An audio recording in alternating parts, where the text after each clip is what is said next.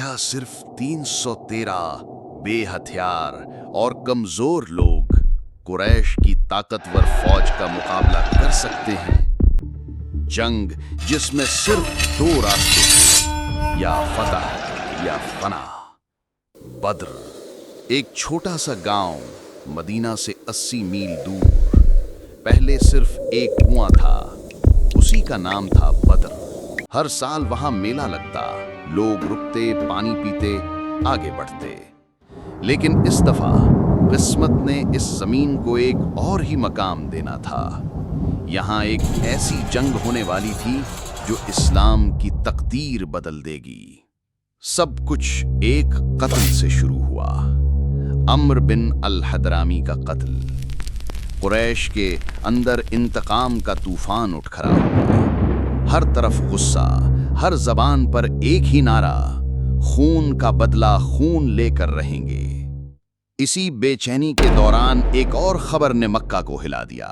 वो काफिला जो शाम से वापस आ रहा था, जिसमें कुरैश का माल था, उस पर मुसलमान हमला करना चाहते हैं। इस काफिले का निगरान था अबू सुफियान, उसके साथ कुछ चंद लोग और कीमती तिजारत का सामान।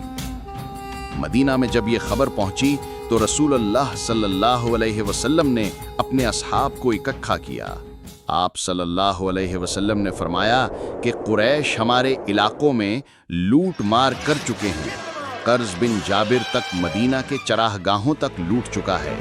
क्या हम इनके इस काफिले को रोकने की कोशिश ना करें ताकि उनकी तिजारत रुक जाए और वो सुलह पर मजबूर हो जाएं? सहाबा तैयार हो गए, अंसार भी, मुहाजिर भी। ना हथियार पूरे थे, न राशन, सिर्फ जज्बा था और यकीन। 12 रमजान 2 हिजरी ये फौज सिर्फ 313 लोग मदीना से रवाना हुई। जिंदगी की सबसे खतरनाक सफर शुरू हुआ। किसी को अंदाजा नहीं था कि ये सफर काफिले की तलाश से ज्यादा तकदीर की टकरार बन जाएगा। रसूलुल्लाह सल्लल्लाहु अलैहि वसल्लम के साथ चंद स्वॉर्ड्स, कुछ 69 कमानदार और सिर्फ 2 घोड़े थे। मगर मक्का में जब अबू सुफियान ने इस हमले की खबर भेजी तो कुरैश में तूफान उठ गया। अबू जहल, कुरैश का सबसे घमंडी और शातिर दुश्मन, फौरन लश्कर तैयार करने लगा। हर कबीले को बुलाया गया, 1000 से ज्यादा फौजियों का लश्कर बना। किस लिए? सिर्फ एक काफिले को बचाने के लिए? नहीं, ये इस्लाम को जड़ से मिटा देने का इरादा था। जब ये खबर रसूलुल्लाह सल्लल्लाहु अलैहि वसल्लम तक पहुंची तो आपने लश्कर रोका। एक शाम आपने सहाबा को इकट्ठा किया। आप सल्लल्लाहु अलैहि वसल्लम ने फरमाया कि हो सकता है हमें कुरैश के काफिले से मुकाबला ना हो, बल्कि उनके पूरे लश्कर का सामना करना पड़ जाए। सन्नाटा छा गया। फिर हजरत अबू बकर उठे, जज्बात से भरे हुए। हजरत उमर ने भी आगे बढ़कर पुरजोश इजहार किया। लेकिन रसूलुल्लाह का चेहरा अभी भी अंसार की तरफ था। क्या वो भी तैयार थे? उनका अहद तो मदीना की हिफाजत का था। ये जंग तो मदीना से बाहर होने वाली थी। तभी हजरत साद बिन उबादा उठे। उन्होंने रसूल के चेहरे को देखा और कह दिया, या रसूलुल्लाह सल्लल्लाहु अलैहि वसल्लम, अगर आप हमें समुद्र में कूदने का हुक्म दें तो हम फौरन कूद पड़ेंगे, हम आपके साथ हैं। फिर हजरत मिक़दाद बिन अस्वाद ने कहा कि हम वो बात नहीं कहने वाले जो बनी इस्राइल ने मूसा अलैहिस्सलाम से कह दी थी कि आप और आपका रब जाकर लड़ें। नहीं, हम आपके दाएं बाएं, आगे पीछे, हर जगह से लड़ेंगे। ये सुनकर रसूल अल्लाह का चेहरा रोशन हो गया। एक सुकून, एक तसल्ली।